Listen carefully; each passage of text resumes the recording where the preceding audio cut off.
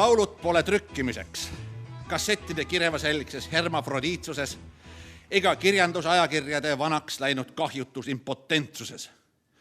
Minu laulud on värske seeme, otsene vahetu kopulatsioon mind ihkavasse indlevasse rüppe, ilma preservatiivide peenestiilsuseta, ilma amour la France'i nüanssideta, enda imetlejate käsikiimaluseta, puberteedi ja kogenematu saamatuseta, klimakteeriumi tulemusteta nautlemiseta.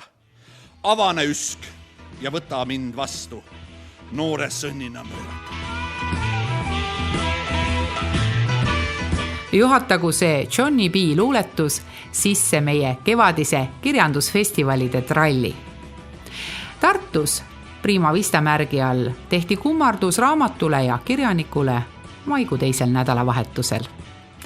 Ja Tallinnas alustavad head read mai lõpus, juuni alguses. Meil on oma kassetipõlvkond kirjanduses. Aga kas meil on olemas ka oma almanahi põlvkond? 20 aastat, 1960-ndatest 80-ndateni anti välja üle 30 oma kirjastusliku almanahi.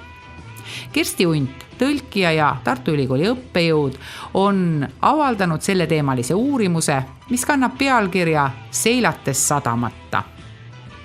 Raamat jõuab trükikojast Tallinna heade ridade festivalile. Aga Tartus, almanahide sünnilinnas, kogunesid asjaosalised ülikooli kohvikusse, et jutustada olnud aegadest ja lugeda toonaseid tekste. Prima Vistal on publikuga silmitsi Leelo Tungal, Hannes Varblane, Kalle Eller ja Enn Teekova.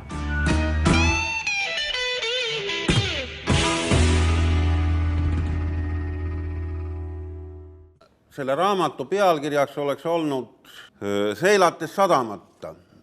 Miks niiviisi? Kui Marm välja tuli, see oli üks esimestest almanakkidest, siis sellel oli moto ja selleks motoks oli Artur Alliksaari read. Laev olen, mille sadam asub mandril, mis merest veel on kerkimata. Ja tõesti tähendab, kellegil ei olnud nagu eriti selget pilti, miks me seda tegime, kuidas me seda tegime. Aga siin on mõned tegijad. Kalle Istvan Eller, selle aja niisugune vaimne juht. Leelo Tungal ja tõenäoliselt kõige suurem kunstnik, kes on kõige rohkem vist almanakke illustreerinud ja neid kujundanud ja palendanud. Mis teid üldse ajendas sinna almanakkidesse kirjutama? Minu jaoks oli see üheselt sotsiaalne vajadus. Nõukogude korra viljastavates tingimustes ei olnud eriline aktiivsus üheski valdkonnas võimalik ega mõeldav. Ma ütlen, et oli seal peale minu ka neid, kes ei suundunud kirjandusse. Näiteks see, keda täna meil siin ei ole, Jaanus Paal eelkõige, kes on, nagu teate, tipptasemel bioloog tänaseks ja nii mõnedki veel. Et nagu me kuulsime äsja Johnny B-d, tema pääses trükki suhteliselt ilma ennast alandamata. Ja see oli võib-olla selle almanakkide ja omakirjastuse suurimaid teeneid, et nad olid sunnitud seal partei keskkomitees ja kogu sellest tsunftis natukene või üsna mõnes mõttes tunduvalt keerama vinti maha ja laskma lõdvemaks. Kuidas sina liitusid nagu almanakkide liikumisega, sest et sul nagu poleks nagu vajadus selleks absoluutselt olnud, sest sina olid juba lülitanud, nagu öeldakse, ametliku kirjandusprotsessi. Ma tulin ülikooli tõepoolest, mul oli väike raamatuke välja tulnud almanahiks, aga me olime väga tihe ringkond, väga omavahel läviv ringkond. Enne seda, kui need almanahi mõte tuli, tõepoolest neid, ma isegi mäletan seda kohvikulauda seal samas selles kaminasaalis, kus me istusime ja päris 60-ndate lõpus tekkisid juba igaühel eri vaated ja eri niisugused seisukohad ja mõned läksid omavahel tülli, millest on muidugi kahju. Ka sel ajal 67-8 meie sõpruskond oli kohutavalt suur ja kui ma vaatan seda ülikooli kohvikut, siis ma tahan öelda, et siin olin ma õnnelik, sest tõepoolest siin toimus väga palju. Kõik need küünlavalgusõhtud, mis uute kardinate saamise ja Arnold Koobi rektoriks tuleku puhul jäid ära, eks ole, et uued kardinad tahmavad ära, et ei saa küünlavalguses olla. Meie pole süüdi oma sündimises. Oma sajandit meie ei valinud. Iseendale meie ei mõtelnud nime. Kes üldse on meid siia palunud? Meie pärandiks isade ideaalid, meie koormaks on nende kangelasteod. Tööpingid, kohvikud, kohtusaalid. Aga mispärast siiski on tühjad me peod? Teie süüdistused, meie küsimine. Teie raev, meie suutmatus vastata. Iseendale meie ei valinud nime. Ja möödunut me ei saa taastada. Meie aeg küsib meilt. Teie käest kas ei küsi? Ideaal eilne on täna vaid illusioon. Mis on siis meie jaoks püha ja püsiv? Meie vaikime. Aeg ükskord vastuse toob. Meie küsimus võib-olla vastate teie. Meile koormaks on teie kangelasteod. Iseendale aega ei valinud meie. Teie pärandist tühjaks vaid jäävad me peod. Krista Kajar ehk Eha Piirsoo sajandi vari teine osa. Minul on kaasas üks asi, mis ma leidsin, mul 3 kolimist on sama, mis üks põlemine, aga ma leidsin ühe siukse räbala ja ma mõtlesin, et noortel võib olla väga huvitav vaadata, kuidas me tol ajal lugesime. See sai pandud valge paberi peale ja neid koopiaid igasugustest asjadest levitati niimoodi, nagu seda kutsuti sammistatiks sel ajal. Ja Venemaalt ta muidugi tuli, sest seal muidugi oli keelatumaid rohkem, aga see sammistatt on tehtud ühe mehe, kes oleks väga palju saanud Eesti kirjanduseks heaks veel teha, Svetlan Semenenko poolt.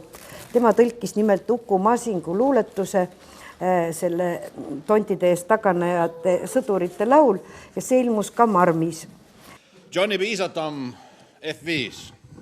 Elagu meie 30-aastased, 40-aastased, 70-aastased, 100-aastased poisipõnnid ja plikatirtsud, kes me puruks löödud akende klirina, vinguvate miilitsavilede ja nördinud tantede kisasaatel läheme maailma kipsraame lõhkuma ja maailma endile vallutama.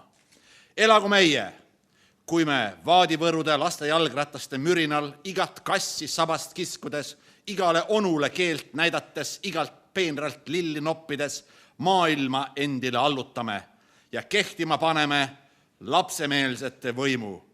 Kõigi maade jünglased ühinege. Meie see seltskonnaelu oli hästi vallatlev ja meenutan Klaasimanni, Toominga Jussi, kes oli stammkunded, nad istus alati seal otsas ja siis meie nurk oli seal, Lauri Leesija, kes sinna meie nurka ikka tulid alati. Informatsiooni pärast kõik jäisid koos, sest et kui sa jäid tol hetkel ilma mingisugusest raamatukesest, mis ringles käest kätte, siis olid ikka loll valmis. Et see puududa nagu ei tohtinud, sest informatsioon liikus niimoodi, nagu siin Leelo näitas.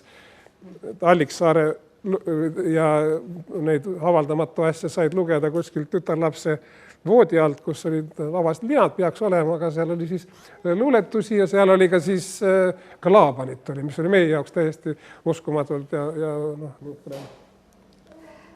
Aga nüüd loen Astrid Reinla. Teda teatakse selle õnne 13 pärast. Tema alustas seda õnne 13. jah, aga ta oli ka päris huvitav luuletaja. Oskar Kuninga tütar oli selline tõlkija nagu Oskar Kuningas, nii et ta oli tegelikult kuninga tütar. Minek. Igaüks meist kandis turjal ränka risti, kuigi ristipuul meil õlad lõhki kisti, tõstis varmalt ammu kangeks jäänud jalgu, mööda vermeis selga, veri alla valgus, mindi lakkamatult, lõppematut rada, 10 järel 10, 100 järel 100, päike öösse kustus, päev läks vaikselt looja, maanteekraavis andsid kibuvitsad sooja. Minejate kohal taevas oli pime, polnud nendel nägu, polnud nendel nime, hommik mähkis ristid valevasse uttu, tuulme kõrval puhus iidset muinasjuttu, kivi nagu tuli, kõrvetas me taldu. Männid peade kohal olid võikalt kaldu. Igaüks meist kandis turjal oma risti, kuigi ristipuul meil õlad lõhki kisti. Mindi lakkamatult lõppematut rada, 10 järel 10, 100 järel 100. See on jäädav minek, mõttetu kui saatus. See on kodus olijate kodumaatus. Toomas, loed nüüd võib-olla 2 Juhanit. Tuleme, läheme, miskit ei taipa, kes liigub ja kes jääb paika.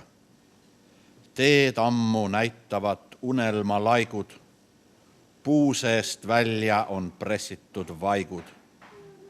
Viitadel juba hulgana nimesid, kummipuu kasvab pimesi. Vägised vallad toibuvad tegudes, hobused, eeslid, ammu kõik segunes. Tulles ei lähe, minnes ei tule. Kes oli viimane, kustutab tule. Varjude alla kõik jäänud on paika. Läheme, tuleme, miskit ei taipa. Ja siis üks mu enda noore põlve luuletus. Täna seda džunglit vist läbi ma oledki loodud. See on naeru ju väärt. Pole püstolit, sul varuvesi on joodud ja su jõud pole väärt. Mis see on, mis sind senini kiskjatest hoidis, et veel hirmuda võid? Kas ehk nõiutud kuulille lehtedest hoidis, mida teadmatult jõid? Mis sind takistas olemast mõõk kihvne tiiger, võimas väike termiit, rohukarvane madu liaanidest kiigel, kesk eksootilist hiit, palja käsi ja päi, kuidas jõudsid küll siia, lapsik arg naeruväärt ja vaid mürksilmne madu sind koju võib viia, tõustes mööda su säärt.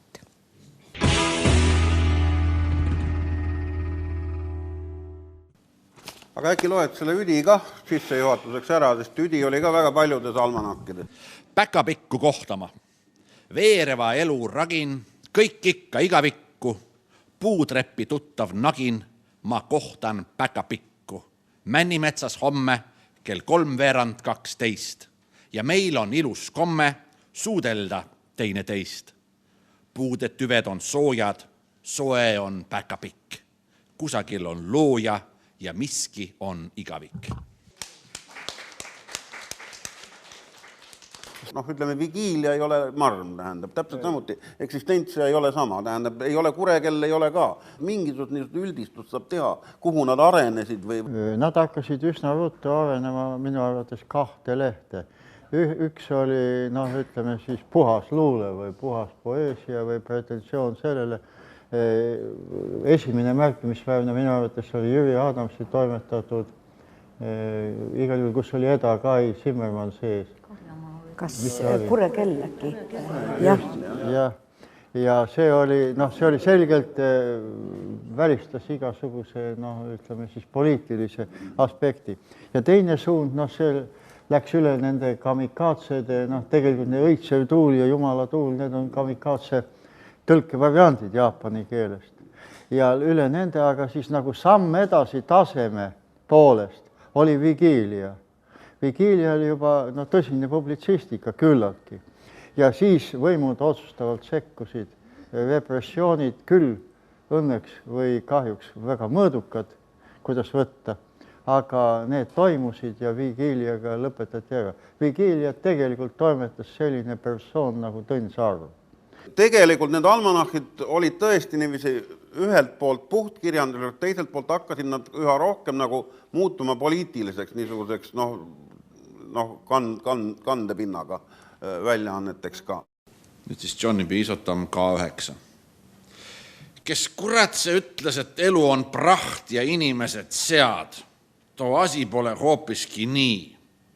Vaid statistika andmetel tean, et ainult iga 3. neist on valmis mind petma, iga 4. maha müüma, iga 7. paljaks varastama, iga 10. mu naist üle lööma, iga 26. mind lihtsalt tapma, 48. poolahviks ja orjaks kuulutama, 77. minuga pedereerima, 108. mind sadistlikult tapma, 262. aatomilõõsas küpsetama ning 510.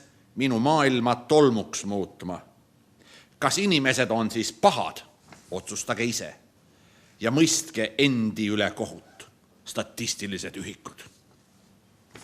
Aave Alavainu pealkirjata luuletus.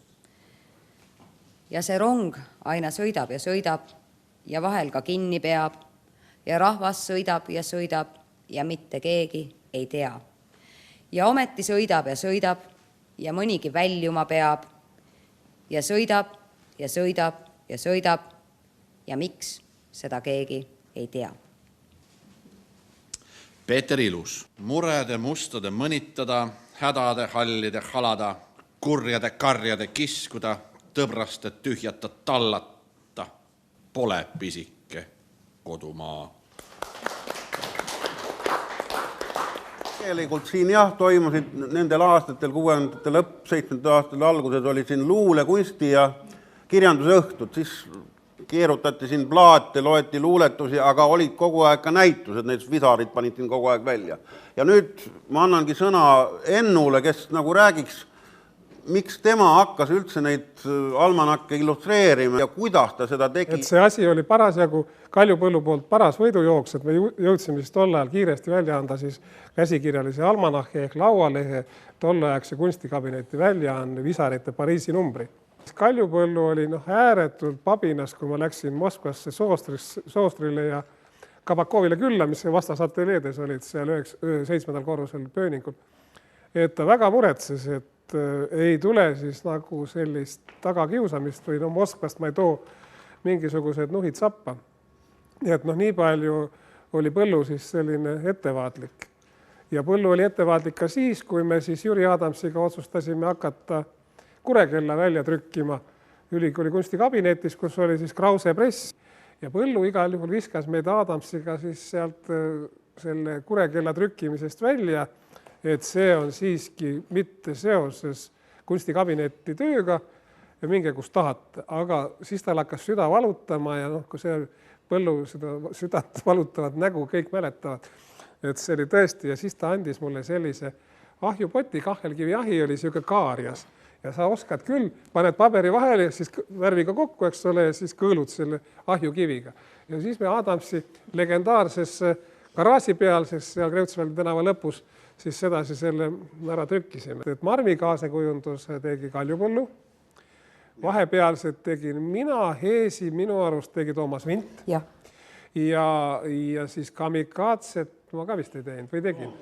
Soonsein. Ühe tegi Soonsein ja ühe tegi Ets Moolok. Moolok paljundas nad Tallinna KGB maja moodsa paljundusaparaadi peal. Tema onu oli kõrge KGB ohvitser. Ja nüüd siis Peep Ilmet, Sulavate tinasõdurite laul. Me viimased sõdurid malevast tinast kel koed ja punases lõõsas on põhi, mis taldu meil toeb. On hävingupidudest jäänud meid muljutud salk, kel loojalt ei armu, on surm meie viimane palk. Veel sünnitusvormides soojad, veel kuivamas värv, kui lahingus esmases kalgistus tinane närv. Ja lõpmatuist heitlustest läbi läks elutee sõit, vaid võitluses mõte, üks puha, kas kaotus või võit. Me seisime vallina, rebiti kehadelt päid. Kes seisis, jäi seisma, ka peatud kõik rivisse jäid. Neid mürske, mis oigetta püüdis me tinane rind, kui alatult madal on tinases sõduri hind.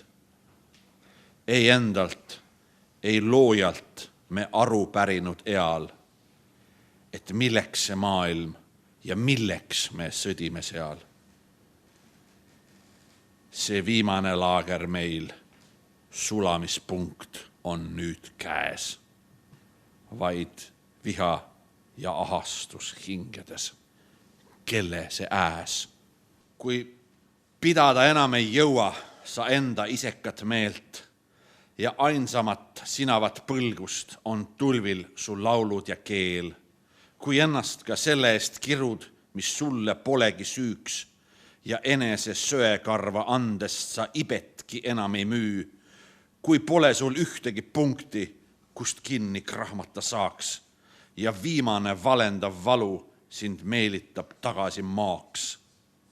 Siis võta too koitanud vibu ja võta too roostene kalb ja mine ja võitle ja kärva ja lahendus polegi halb.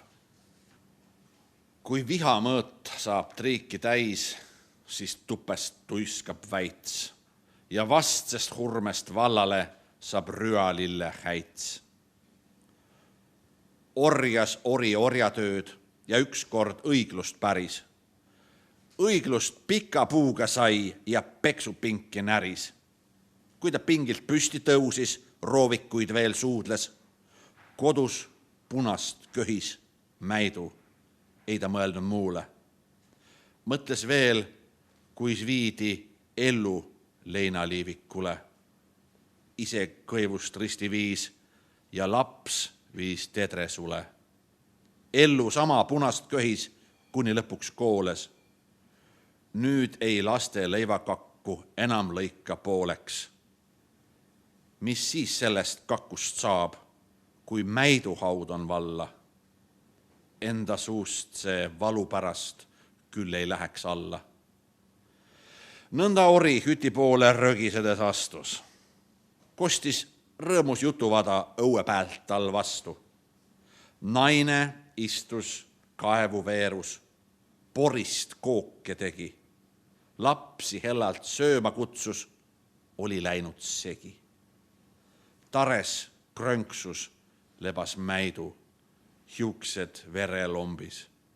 Külmaks oli mäidu jäänd ja veri tõmbunud tompi. Seal siis olid otsad koos ja ori oli vaba.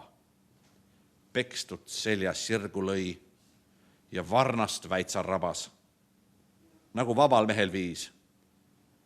Tal polnud enne asu, kuni mõisas vaheväits sai kätte veretasu. Kui vihamõõt saab triiki täis, siis tupest tuiskab väits ja vastsest hurmest vallale saab rüalille häits. Kersti, äkki loed nüüd selle tugeva tsükli lõpetudeks ka Kalle selle luuletuse ära? Üle nõgeste läbi Lepametsa seisan ma jalakake. Keset emaleppi naabrinaisekesi seisan ma jalakake.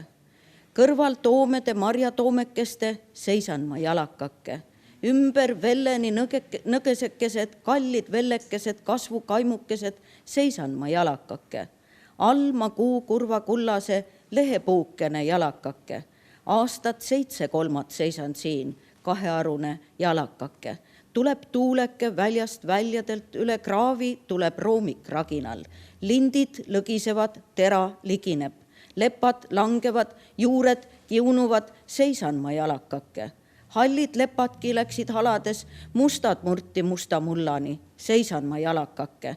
Nõgese poisikesed juurilt lõigati, pooled juureme välja rebiti. Üheharuline jalakake, valupisarad, vaevapisarad, vihapisarad, seisan ma jalakake.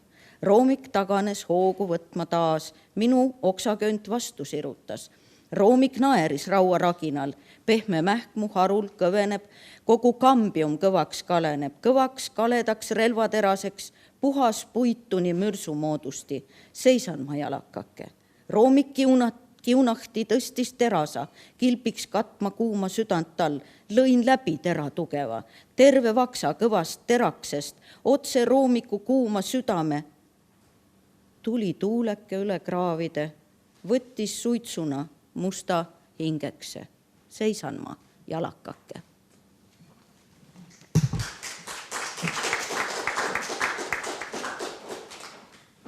Miks see almanakkide nagu autorite nagu kooslus on nagu kuidagi musta auku jäänud või omal ajal nad ei saanud hinnatud olla ja praegust nagu on nad ka kuidagi nagu uus põlvkond tuli nagu peale, kes teevad oma kirjandust, et miks on niisugune olukord. Midagi pole teha. Inimesed pärast ülikooli lähevad edasi ja üldse ma vaatan, et Tartus, kui sa ei ole seotud ülikooliga või teatriga, et Tartu võib olla ka pürjelite linn. See oli vist sinu termin, Kalle. Need suhted meie vahelised, nad ei vajanud seda igapäevast turgutamist ja üksteisele õlale patsutamist. Minu jaoks on nad kõik alles jäänud ja mul oligi kaasas, ma leidsin ühe kirja, ma lõin ta ümber, sest ta oli veel hullemas seisundis kui see luuletus, mida ma ütlesin. Ilus on rahulomadega, Remso on eriti rahulomadega, Korinov teeb oma tööd, kõik Kalle Istvan teeb oma tööd, ka ta oli küll Kallu Istvan, ma mäletan omal ajal, ei ole Sõmiri rahvaks hakanud veel ja igaühel on omad asjad ajad, aga kui saad kokku, siis läheb süda soojaks ja minul küll läheb silm rõõmsaks. Aga sellest kirjast, mis oli ilmselt minule 21. sünnipäevaks saadetud, kus ma olin kodus, alla on siia kirjutanud, kes siin on trummar, lõbus ettekandja, see on Tominga Juss, tervitusi Unt, tervitusi Väikevend, see oli Mattias Lill, tervitusi Sirje Kiinimees, tervitusi Varblane, tervitusi Undi parem mina ja tervisi Istvan vanglast. Ma ei tea, miks vanglast siis. Järgmist kohta ära praegu loe. Meie kõik, kes me siin oleme, ühineme vennalikes õnnesoovides sulle, kallis Leelo. 2 viiko pärast, kui on raha, saadame siis ka telegrammi. Aga praegu võta see avansina, ole pisarateni liigutatud ja tuleta meid oma õhtupalves meelde.